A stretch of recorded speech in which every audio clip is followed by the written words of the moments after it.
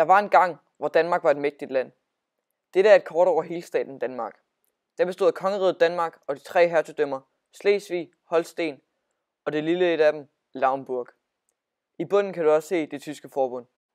For at kunne forstå slaget i 1864, skal vi spole tiden tilbage til borgerkrigen i 1848, eller treårskrigen, som den også blev kaldt. Det hele startede med Napoleons fald i 1815. For at sige det groft havde Danmark satset på den forkerte hest, nemlig Napoleon. Fordi vi havde støttet op af Napoleon, skulle Danmark straffes i de efterfølgende fredsforhandlinger. Det indebar, at vi tabte Norge. Dog fik vi en lille trøstepræmie, nemlig de 3 hertugdømmer, Slesvig, Holsten og Lauenburg. Nu havde vi det, vi kaldte helstaten. I Tyskland, eller rettere sagt det tyske forbund, ville man gerne have de 3 hertugdømmer til at blive tyske. Men de danske politikere i København havde et mål, der hed Danmark til Ejderen. Ejderen er en flod, der løber i det sydlige Slesvig. Det vil sige, at Danmark ville få Slesvig ind under kongeriget Danmark, så Danmark var allerede villig til at give Holsten og Lauenburg op, i og med at de allerede var så godt som tyske. Det var Slesvig, Danmark var interesseret i. Det ledte så op til en strid, som jo var treårskrigen, eller borgerkrigen. Krigen endte med en dansk sejr, men sejren betød ikke så meget, da situationen egentlig bare endte med status quo. Men for at danskerne kunne beholde hertugdømmerne, blev de nødt til at indgå en aftale. Aftalen hed så, at Slesvig og Holsten aldrig måtte skilles ad. Det var det, krigen i 1864 handlede om.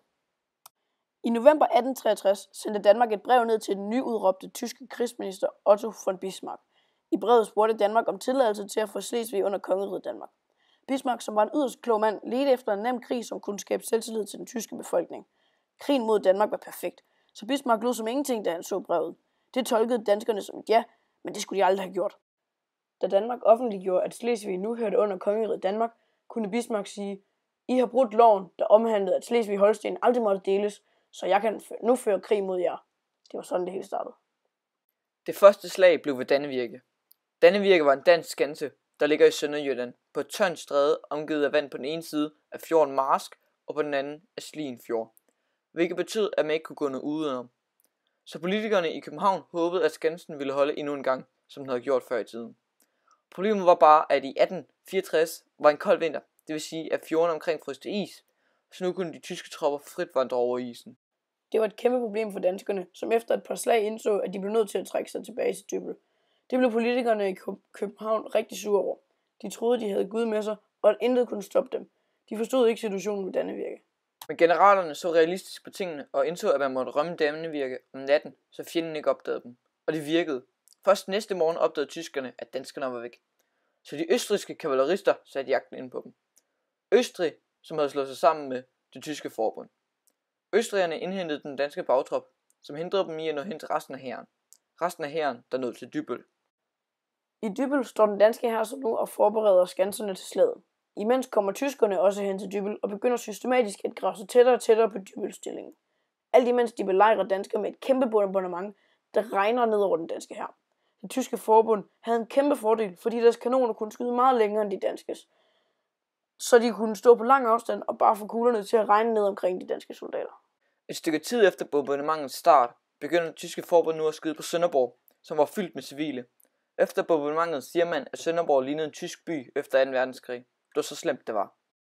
Generalerne i Dybbøl indså endnu en gang, at det ikke var muligt at holde stillingen tilbage i Dybbøl, så de spurgte den danske krigsminister Karl Lundby i København om tilladelse til endnu et tilbagetog, men det var uden nytte. Karl Lundby og politikerne i København var overbeviste om, at nogen ville komme og hjælpe dem. Det gjorde de bare ikke. Så det var grunden til slaget i Dybbøl. Den 18. april 1864 stormede tyskerne Dybbølstillingen med 35.000 mand mod Danmarks ringe forsvar på 10.000 mand. Det blev et totalt nederlag for danskerne, hvis resten af hæren trak sig tilbage til Als. Det bragte Danmark i en forfærdelig situation ved fredsforhandlingerne i London. Fredsforhandlingerne i London, eller Londonforhandlingerne, blev lange og besværlige. Danmark ville trække tiden ud i håbet om, at en af stormagterne ville komme til undsætning. Men det var et meget dumt træk fra Danmark. Stormagterne mente, at Danmark selv var udenom den knibe, de var havnet i, og at de selv måtte slippe ud. Men danskerne var stedige og ville højst gå med til en deling af Slesvig. Så da man ikke kunne blive enige, måtte man afgøre det med endnu en krig. Så den 29. juni stødte de to lande sammen igen på Als, hvor den danske hær havde opholdt sig siden Dybbøl. Da Als er en lille ø, og Danmark i stand til at tage deres krigsskib, Rolf Krake med, som hjalp danskerne gevaldigt i slaget. Og ja, Danmark var lige ved at vinde, men pludselig holdt Rolf Krake op med at skyde, da den nemlig var blevet smadret. Slaget var tabt, og det samme var krigen.